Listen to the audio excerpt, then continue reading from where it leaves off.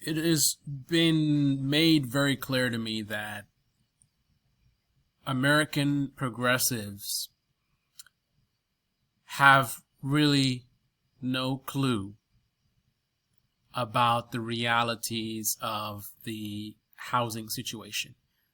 Because just like the American right wing or conservatives, they are being given a very skewed perspective of the situation that ironically is favorable to what the elites or the politicians want them to think about. So what I found is on the left, the preoccupation is with the poor. You've got to keep people off the streets, which is valid, but you can't ignore everybody else, right? So what happens is in these liberal areas, you have extreme rental protections, which allow people's homes to be taken over and used as homeless shelters. You have homeowners that are homeless. You have people like myself who worked for decades to be able to save up enough money and barely was able to afford a home.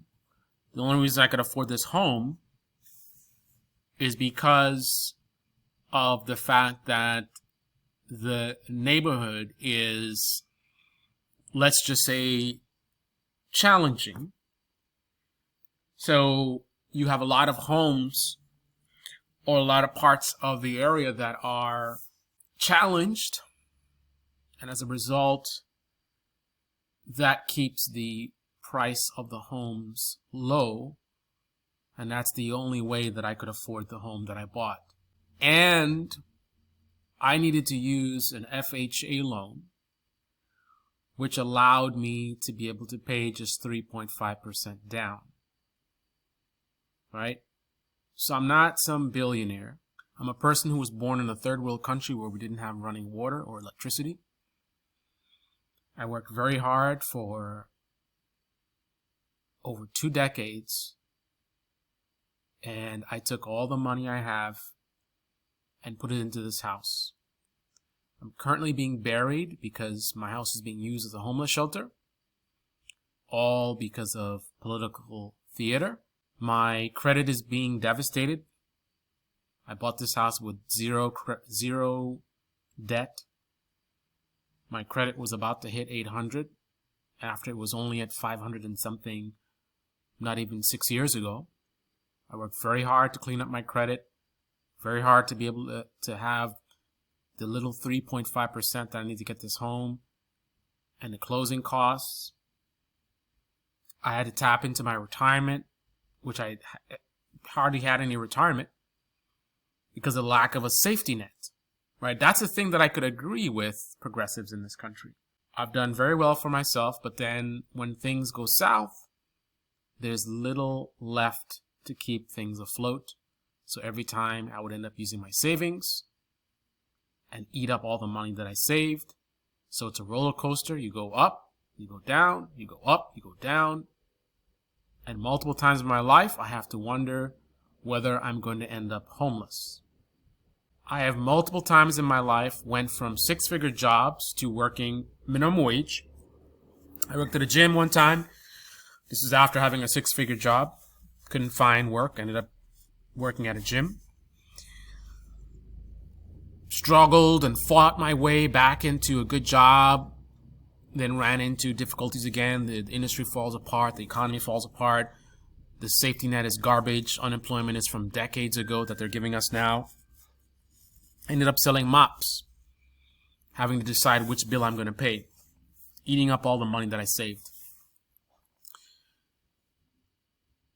I just got off of another bit of a financial crisis. Got myself back on my feet. This time around, decided I would build something for myself to, like, one of the biggest reasons why I bought this home was to protect myself from what I experienced in the past. I never want to again have to worry about paying my bills and worry about possibly being homeless and having to have the debate about whether I would live with family or end up homeless, because the idea of being a burden to someone is something I'm not comfortable with. So I purchased this home, put all my money into it. I was very excited. It's a beautiful home, great part of town. And what is the reality today? Because of political games played by the Democrats, the good friends of the Republicans, I cannot move into my own home. I'm currently paying rent. I'm a tenant myself. I don't have a lease, so I am at risk of being evicted, at which point I would be homeless. Because I cannot move into my own home that I put all my money into to buy. I went through so many struggles in my life. Lost my mother. Again, multiple times having financial difficulties to where I had to question whether I was going to end up homeless. And here I finally found an opportunity to buy a home because the interest rates were so low. So this was a situation that was sort of opportunistic for me, because again, I don't come from money. So I need that low interest rate to be able to afford the home. I need that questionable or complex market where, I basically paid 50% of what I should have paid for my home. But even at that 50% discount, I had to go all out to do it. It was a stretch. Now, with the rent I could make, it would all make sense. It would all be worth it. And I'd be able to build up a retirement, because we can't depend on Social Security, can't depend on the social safety nets in this country. However, I have 2 tenants that have not paid me rent since I purchased the house some 4 or 5 months ago. They've been living rent-free, I believe, for about 6 years. Again, my house is being used as a homeless shelter. Let me show you the math, because it's been very clear to me that a lot of progressives in this country really have no clue about the realities of these things. And I will admit, I was also kind of clueless myself. I used to think that business owners were wealthy. I mean, you own a business, right? Then I found out you have business owners that are making maybe $70,000, small business owners, obviously, $70,000. But then when you look at their expenses, they're not making anything. They're struggling. I mean, I have multiple business owners in my family, and they certainly weren't living a luxurious lifestyle. So I think there's this perception of, you got big money to buy some big house, so obviously you're a billionaire. I don't mean that literally, obviously. So let's look at the actual numbers. Let me show you guys how rich I am as the so-called landlord, even though I have no authority in my own home. My tenants have almost complete power over me. I gotta follow every rule. Otherwise, they just got to pick up a phone and I'm in trouble. I could even end up in jail. Meanwhile, they don't have to pay the rent. They don't have to work. They don't have to listen to anything I say. They can keep things in the hallway as a fire hazard. Right? I tell them to remove it. They can ignore me. If I go to the fire marshal, which I did, they'll fine me, and I could actually end up in jail for that. I have tenants who refuse to even take out the trash. They're home all day long. They don't work. Won't take out the trash, which is a safety hazard. This brings rodents. I have one tenant that's paying rent, and he has to be smelling these guys who have expired leases that are half of his. Right? So they've been there so long that their lease is half of what his is. So he's paying twice what they should be paying, but they're not paying anything at all. And yet he has to clean up after them. He has to smell their trash. He has to be dealing with all kinds of nuisance that they are creating. Blasting their music. Smoking in the building, even though smoking's not allowed. Like, they basically can do whatever they want. Like, they run things. I have no power to do anything to them. I can't enforce anything. Like, they are basically above the law in my house. The only thing that they are restricted by is if they commit a crime, and I can prove it, then they will be removed pretty immediately, I believe, supposedly. But otherwise, they don't have to do anything. They're getting free electricity, free everything. So let's look at how rich I am. This is a statement from the mortgage company. This number here, $6,000, that's my mortgage. My mortgage is $6,000. I've paid $18,000 since I purchased the house. With the taxes, which are $2,700 a month, I apologize. That is paid year to date. So with the taxes and mortgage insurance, it's $2,711.20, which is $38.93. So what does this amount to? I've paid just for the home. This doesn't include maintenance, doesn't include utilities, doesn't include anything. $24,000 since July. Right? Of course, this doesn't include closing costs and all that. We're talking about just ownership. $24,500 is what I've paid since last July. How much money have I made? So I use apartments.com to deal with the rent payments, and they track all that information. So here's my total gross income and net income. So I've brought in $9,250 in rent. I brought in $9,200 in rent. I've paid $24,500.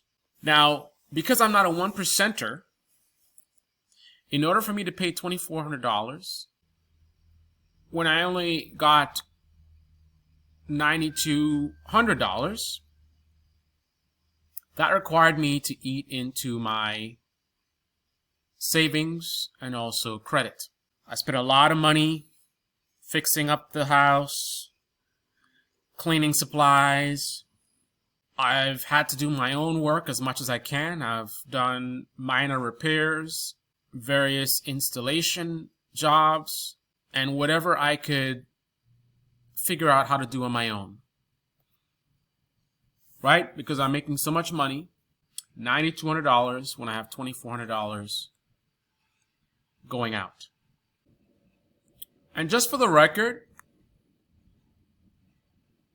this is the market that I'm in. The average rent is $2,700.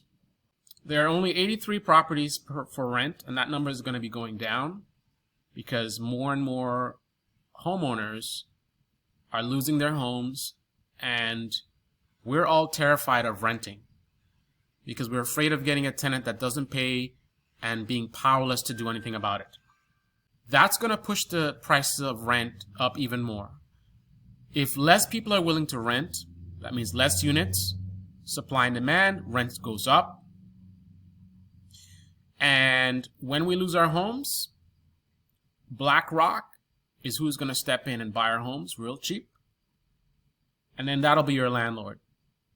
So the American progressives give a middle finger to these billionaire landlords who have to use things like FHA loans just to be able to afford a home that's 50% of what it should be, right? To get two tenants to not pay $1,100 in a $2,700 market, right? Because they've been there so long, 6 years without paying anything. My good tenant works very hard every day, pays twice what they're supposed to be paying, and yet he has to clean up after them, has to deal with their nuisance, them just doing whatever they want. Like while he's working hard there at home, doing nothing.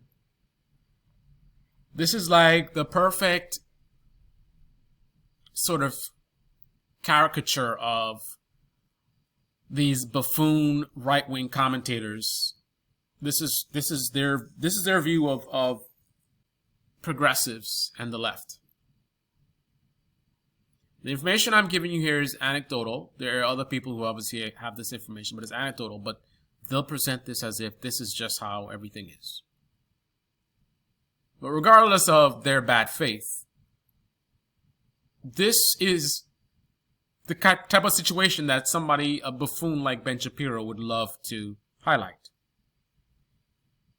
Remember they kept talking about getting paid to stay home? Right? Obviously, that doesn't apply to the majority. But it is a thing, and it's a very bad thing. It's very destructive to the economy. It's destructive to the housing situation. The only person that wins are the left-wing commentators getting their views and clicks from pushing the narrative that supports people at the bottom and ignores everybody else. And the politicians, they get points for, oh, we reduced homelessness by such and such %. Some graph they get to show off. Meanwhile, they're causing damage to the housing situation, damage to the finances of many people who work very, very hard to get where they are in life. Let me show you my credit. This is my credit when I bought the house, 741. Again, it was only 500 and something, not even 6 years ago. I worked very hard to clean that up. August, it went down by 54 points, down to 689, down 1 point, down 11 points, down 4 points, down 1 point, down 4, down 40 in November. So now my score is at 641, 100 points since August. Why is that? When you purchase a home and decide to rent it out, and you have tenants that aren't paying you rent, and the government stops you from doing anything about it, and you're not a 1%er, you don't have rich parents, and you're completely abandoned by your government, by people who most closely align with your ideological beliefs, right? When you're just left out in the cold. The right wing in this country and the left in this country are just in their tribes. I'm just a real American. I'm not some anecdote or some made-up story. I'm a real person. I have limited funds. When you're in the situation, you end up using whatever you can to stay afloat. And in this case, that was credit. Remember, I purchased this house with zero balances. Zero balances on my credit cards. I worked very, very hard to pay everything off. Because of my limited funds, I needed to have the best possible credit score to get the best possible interest rate. And with that in mind, I worked really hard to get my credit score where it was, to get my debt-to-income ratio to the point where it was zero debt. All the stuff was to maximize the chances of getting approved and to keep the cost as low as possible, because without the rich dad and the potential liabilities of buying a home, anything can happen. It's very important for me to keep the cost as low as possible. I'm using 100% of this card, 76% of this card, 61% of this other card, 54% of this other card, 1% of this card, and 0% of this card. Note that Capital One only gives me a $750 limit. TD Bank only gives me $1,000. And Wells Fargo only $500. 46 years old, enough money to buy a 4-family home, but that's the limits they gave me. Right. I am now being buried with debt. I have a very good chance of losing my home, which means $40,000 to $50,000, which is the money I've saved up over decades, gone. $24,000 in payments to the mortgage, gone. All the money I've spent on maintenance, all the repairs that I've done. I have to pay landlord utilities. I have to pay utilities for one of the floors that I'm doing Airbnb well below rent. The units are worth $2,300 a month. But because of Airbnb, the state that it's in, I could only get $1,800. That doesn't make any sense to be getting less than rent for short-term rentals. Short-term rentals should be more money, especially if you talked to Anna Kasparian. And I worked my ass off to get that $1,800. I got to give everyone 5-star experience because a negative review would be devastating. Even with superhost status and nothing but top ratings, I have huge vacancy problems. I think the last time it went three weeks without anyone in that unit. So that's 3 weeks only getting one rent in a 4-unit house. On top of the $6,000 mortgage, I have to pay $1,500 in rent. So I am needing to come up with $7,000 a month just in rent and mortgage alone. And all I'm getting is $2,000 rent, less than $2,000 rent, plus maybe $1,800 if I can get Airbnb guests. And that's hard to do now. $7,000 a month. $2,000 in rent. I've spent $24,000 for the mortgage. I've made, I think it was $7,000. I have multiple people living in my home. I have a father who is, let's just say he's dealing with some challenges, and I can't even provide a home to him so I can take care of him. This is the exact same type of thing that leads people who are not quite as aware of how American politics works, leads them from the left to the right. If I wasn't aware of how corrupt the Republicans and Democrats are, that's where I'd be headed next. I would be falling for their rhetoric about government is bad and all this blah, blah, blah. I'm sitting here looking at losing my home, looking at my home being used as a homeless shelter, and realizing that this is all coming from the left, all coming from liberals, all coming from the Democrats, and I would fall for the Republican rhetoric, which is what leads you to be in a state like Florida, and your rent goes up $1,000 in a year. So one party completely abandons the renter.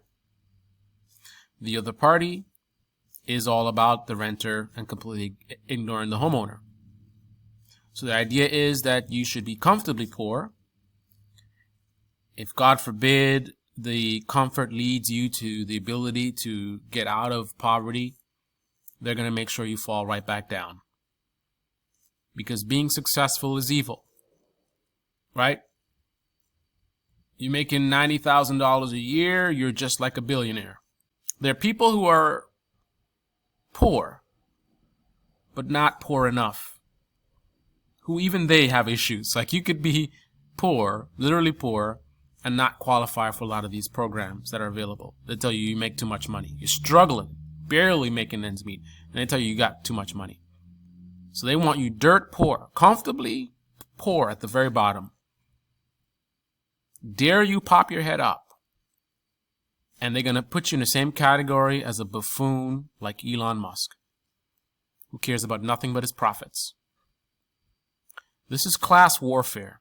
That's all this is. Class warfare. Instead of it being the 99% against the 1%, they have the poor and the middle class thinking that they're enemies, when the middle class in this country are just a few tiny steps away from being poor, as I am. Has been demonstrated in my life multiple times, where I went from 6 figures to minimum wage. With all the skills I have, great resume, I do great interviews, so I've been told, and still end up selling mops. That's America in 2022. This is the deep, dark secret of the American progressive.